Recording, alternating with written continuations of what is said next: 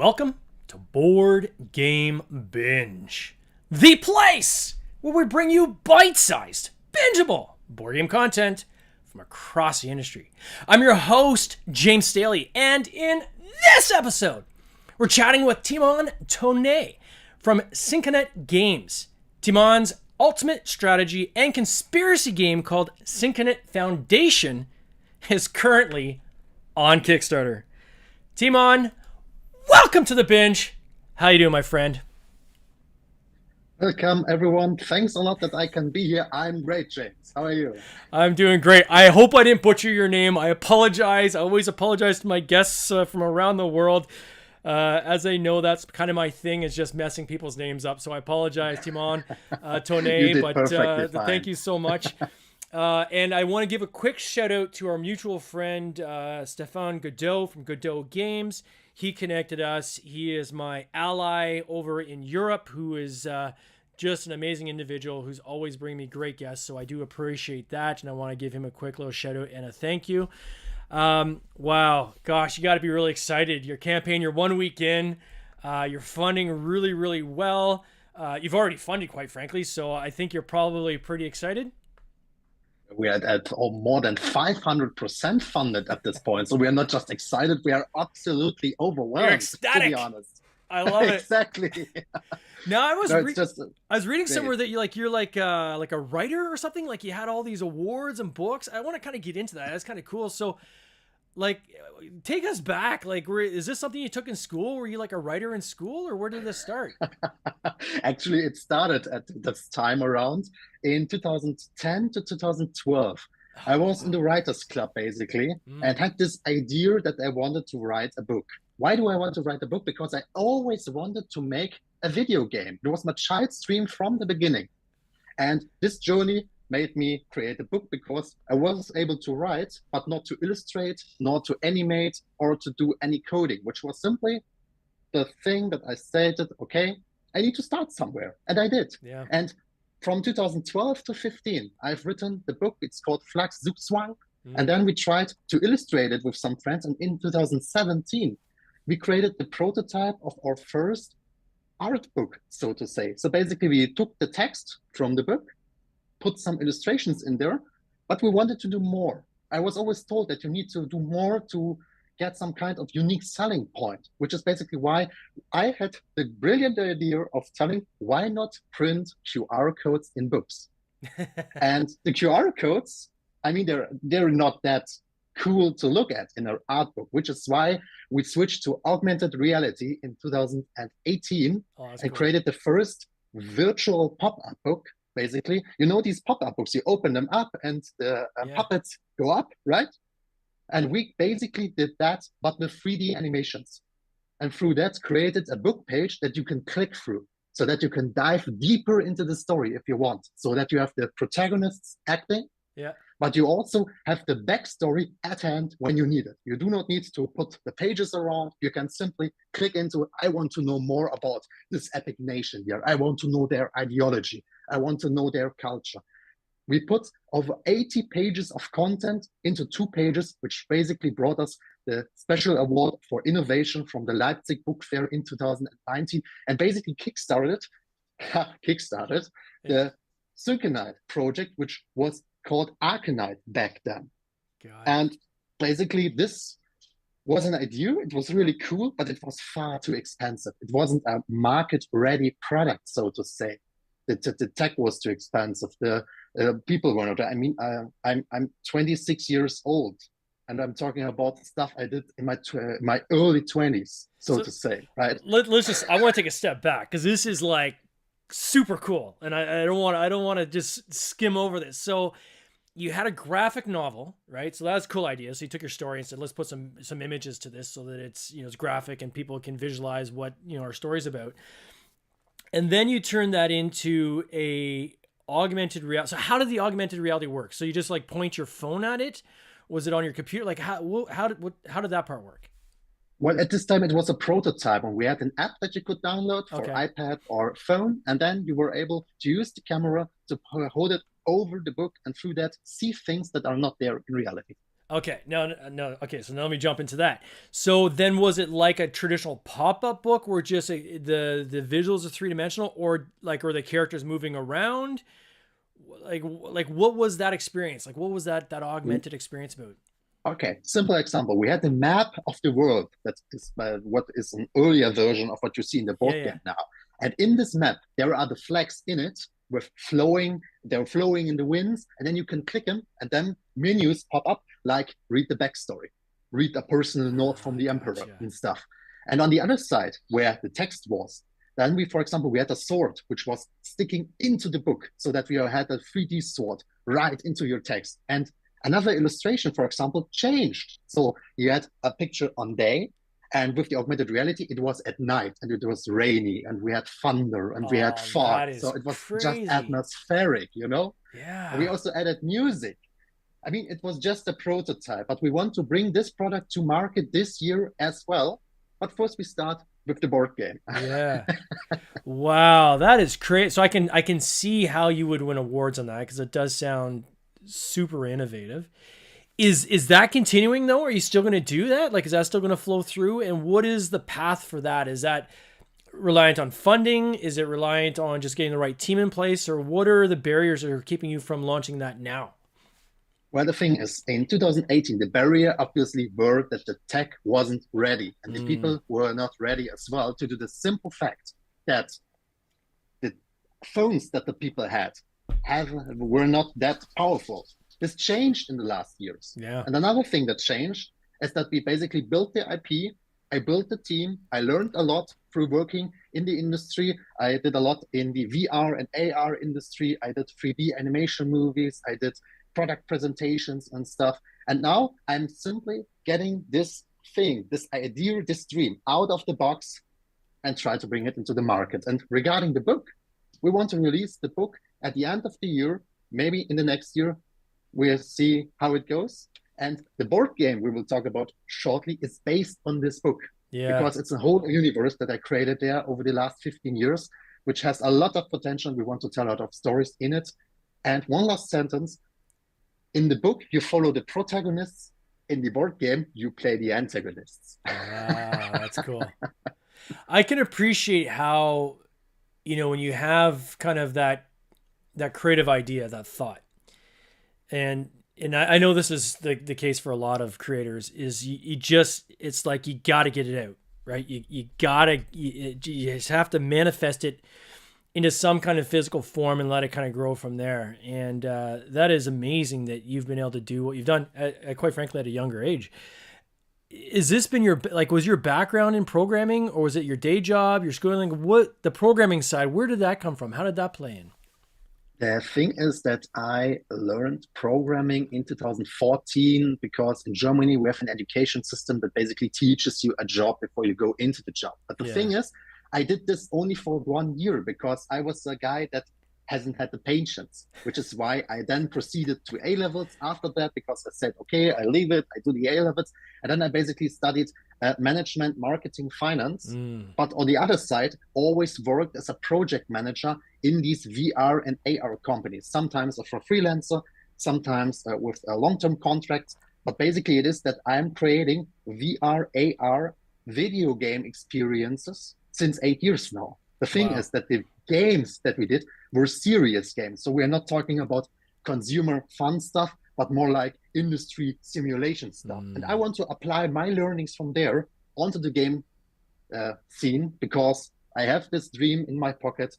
I want to bring it out, and maybe I'm ready at this point. And I hope that you will help us to achieve this. Yeah, and certainly having the audience kind of join you as well, right? And the fan base that buy into those same stories and say, "Hey, like we want to come along for this journey." That's got to be an amazing feeling, eh?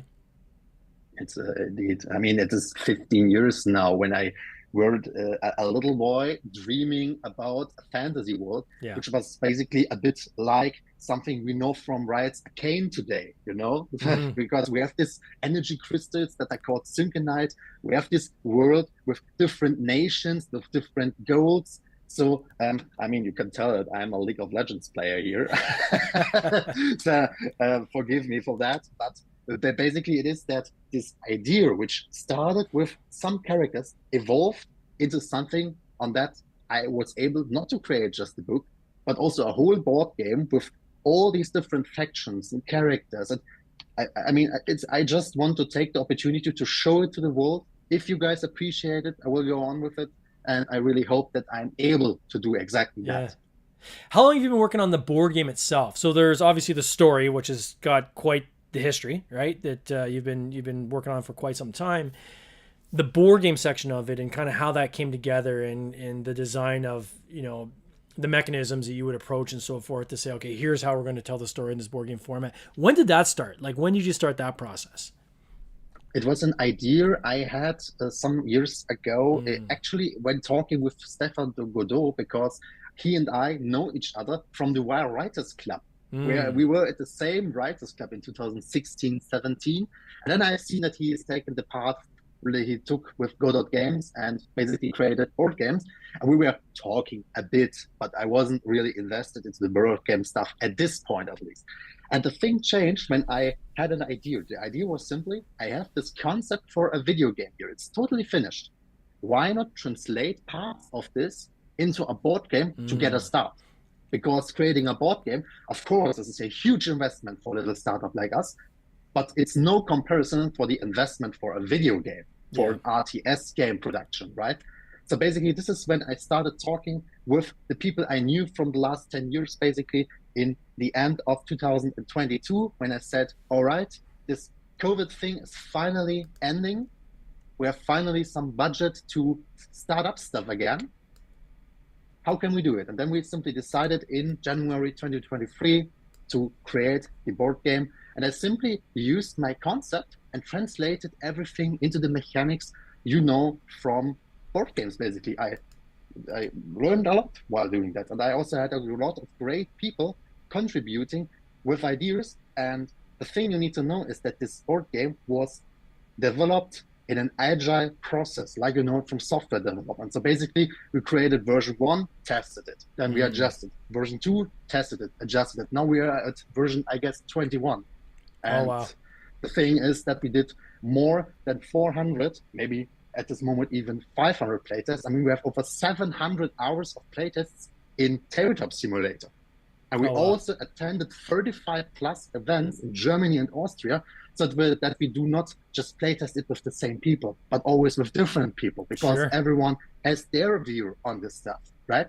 And this is basically how this game was evolved step by step by step from January 2023 till now, and we cannot wait to get it into your hands now. We're still adjusting little stuff. Today, I released, by the way, the rulebook, which is now also available in English. And I'm looking forward to your feedback. If you have some for us, it would be really great, because we want to deliver the best rulebook possible. Sounds good. Well, you're at 60. I'm going to put this in Canadian dollars. It's the only way I can see it. You're at $61,500 on roughly $11,500 goal. So again, congratulations on such a high funding goal in the span of a week.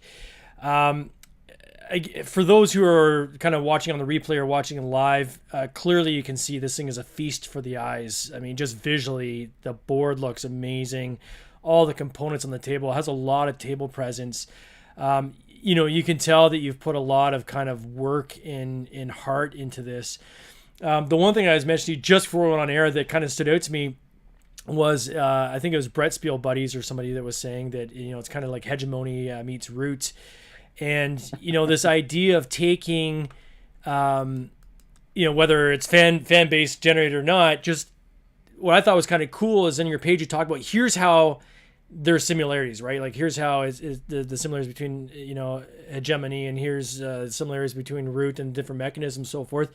I thought that was pretty smart because it helps people who know those games articulate in their mind, oh, okay, I've got some shorthand now of how to kind of approach the play of this particular game. So I thought that was really cool. For those who haven't followed the campaign yet, and again, I encourage people to check it out, can you give us kind of an overview of what this game is about, how to play it, things like that?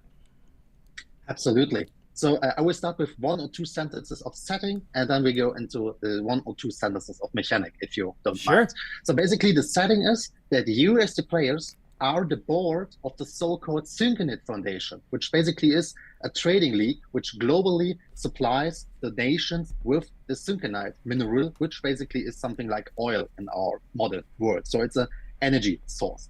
And we, as these oligarchs, have a lot of power in the society. One of us, for example, is the head of the central bank, or the other one is the head of parliament.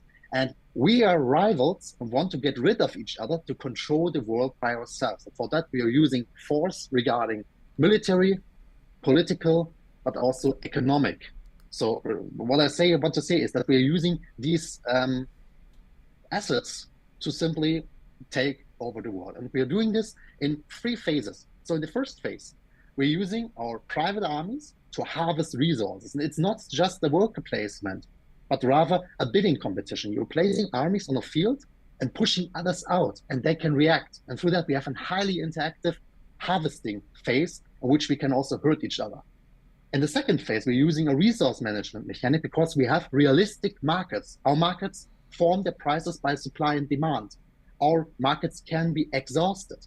Our markets have different pricing curves due to the fact that the resources are valued differently. And with that, you can abuse these markets to profit at max and also buy cards. And in the third phase, you're using these cards to manipulate laws, because laws determine in which direction this world goes.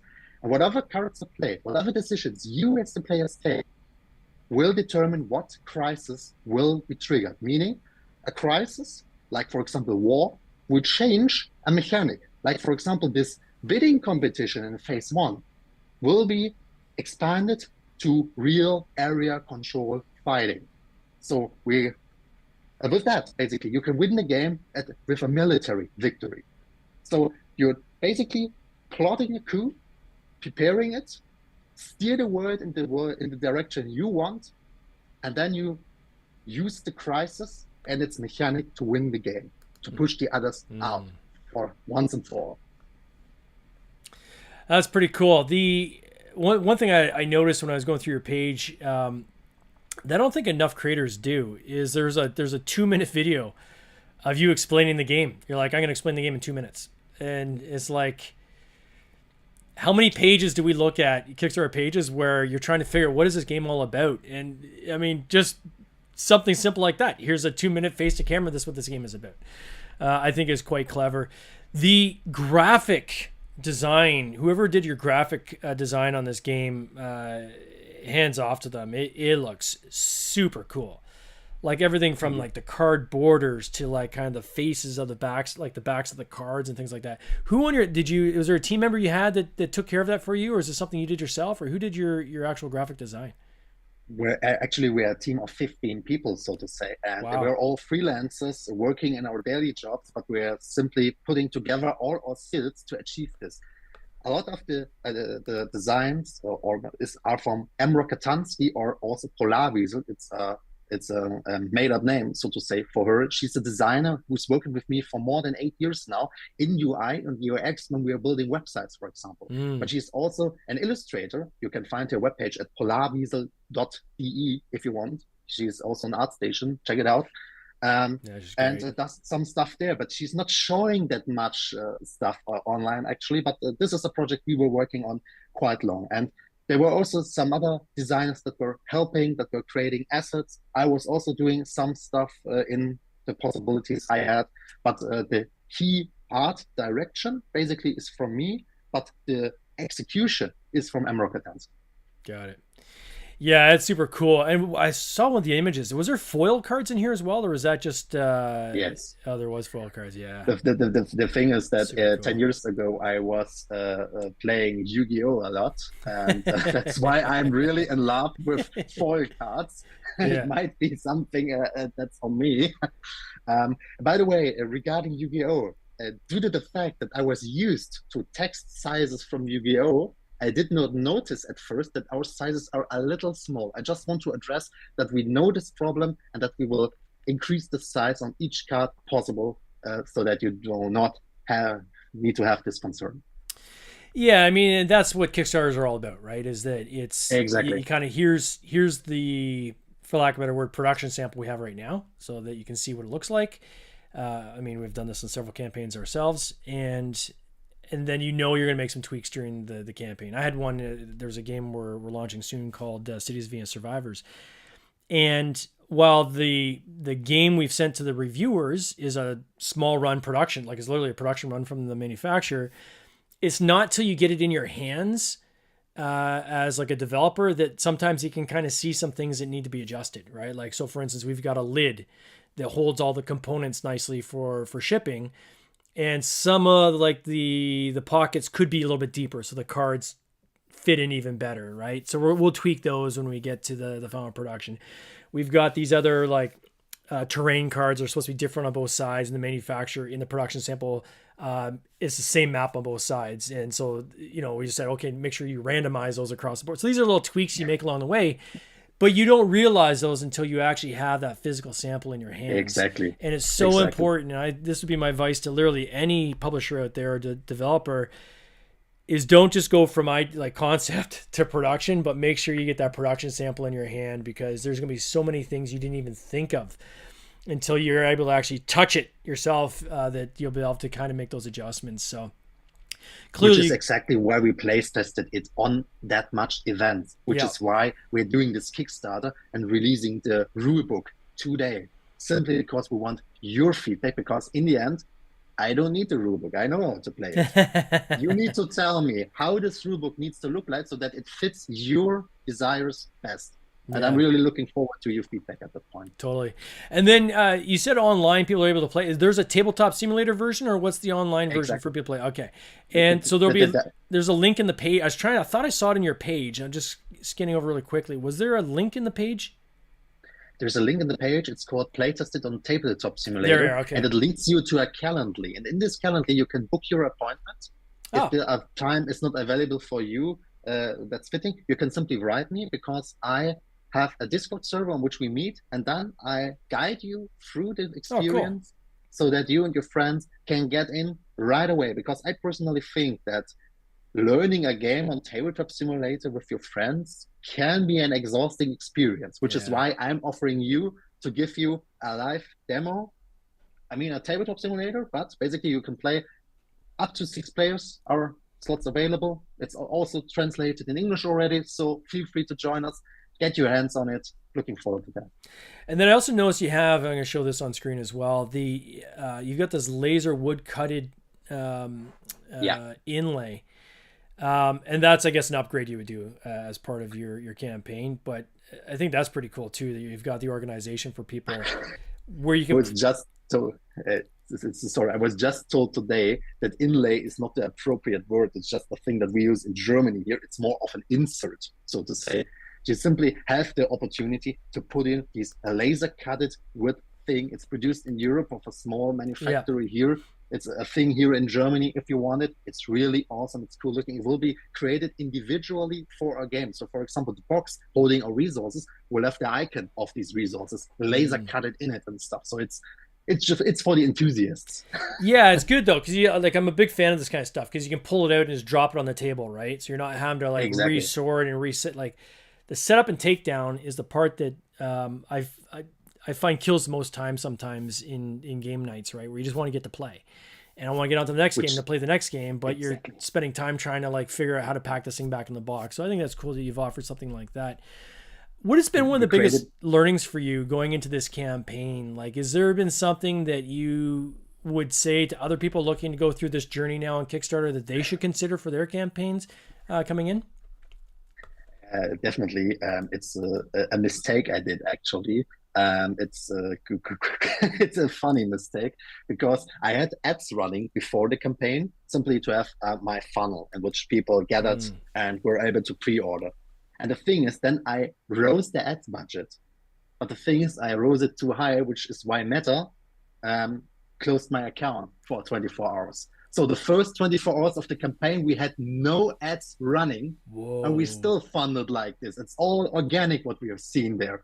I want to urge you, take a look on your ads account. Rise your budget slowly. Don't do the same mistake that I did, because we could have been 10, even 20 grand more at this point. Wow. But we will make it up in the final run. So this is, I think that I mean, that there are a lot of soft advices that you can give, like communicate good, answer questions and stuff. But this is really a thing that hurt us. Avoid this. Yeah, that's a good piece of advice. I like little nuggets like that are things I haven't heard before because this is the first I've heard of this happening. So just to recap, so your Meta account, which is what you use for your ads on Facebook and Instagram, for those that don't know, you guys are clearly handling your own ads, right? So you're not using a third party, you're doing your own. Yes. Yeah.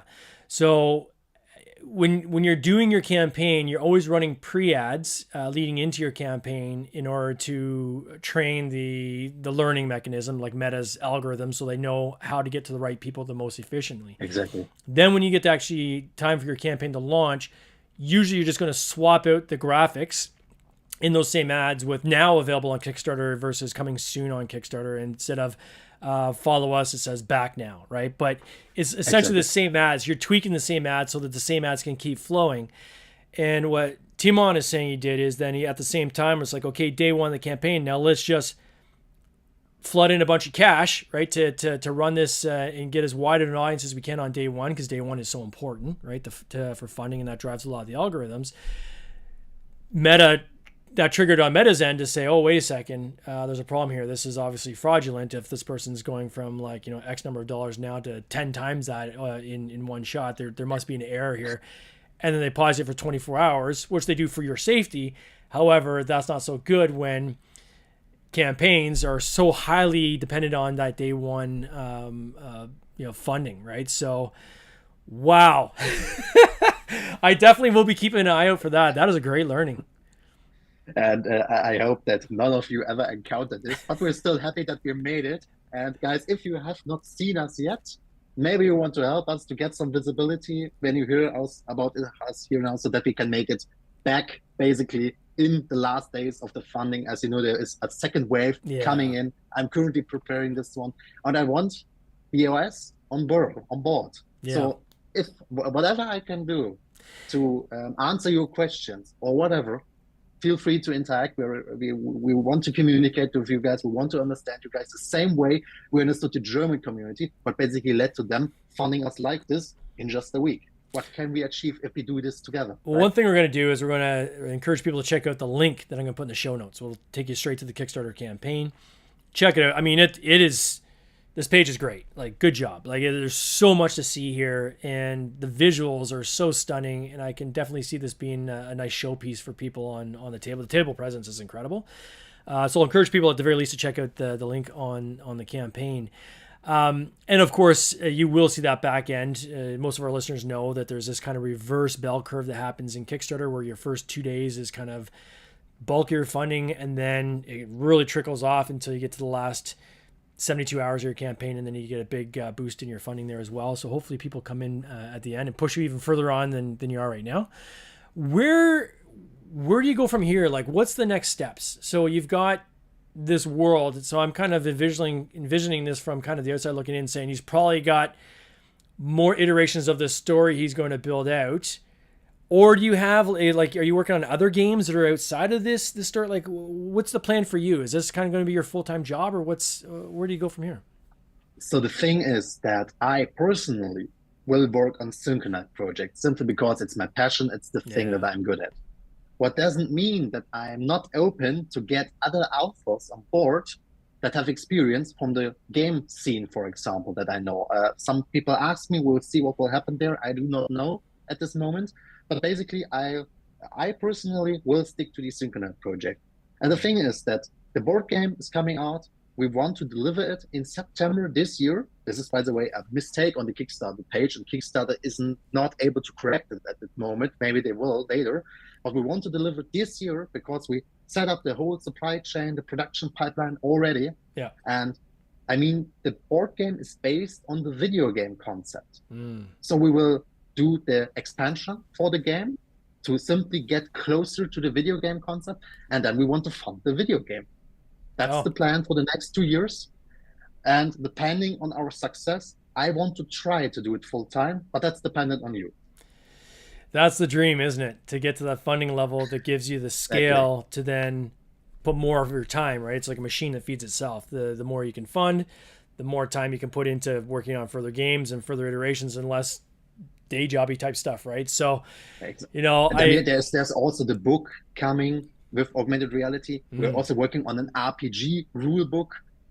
So we really want you to enable you to experience the world of Syncanite and the continent on all angles that are possible, from the protagonists in the book to the antagonists into the board game and your own characters in the RPG. So if you want to make this happen with us, please consider taking a look at our campaign. We would be really grateful if you do. That sounds great, my friend. Well, Timon, I just want to wish you all the best on this campaign. I know you guys are really happy with where you're going. I know it's going to fund way higher than it is right now. You're only a week in, and you already have the wind in your sails. I'll be watching it. I can't wait to see it. I can't wait to see this book coming out too. That sounds incredibly fascinating, this whole augmented reality piece. And you know, I hope you're going to live the dream. That's my wish for you, my friend, because this is a cool story. Thank you. And thank you for the opportunity to be here. Appreciate it. Have a good day, everyone. See you soon. Take care. Cheers. This has been an episode of the Board Game Binge podcast, hosted by James Staley, produced by James Staley and Mike Bruner, with original music by Nick Smith. If you would like to watch these interviews live, simply subscribe to our YouTube channel, Board Game Binge, and you'll get access to live interviews, giveaways, and interesting board game content from across the industry. I can't wait for you to join us. See you next time.